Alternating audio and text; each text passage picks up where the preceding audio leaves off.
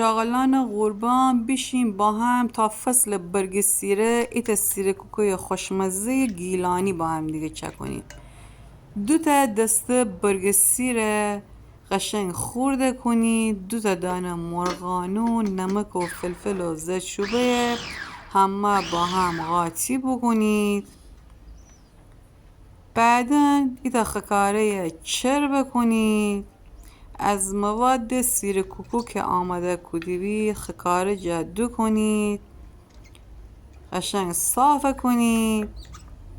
بعدا اجازه بدید تا انه هر 2 طرف سرخه بود. سیر کوکوی هم تنید نانجه هم تنید کتپلاجه میل بکنید. سیر کوکوی تا از کوکوهای اصیل اما گیلانیانه. جاغلان مرا ساب بکنید، مرا به شمی دوستان معرفی بکنید.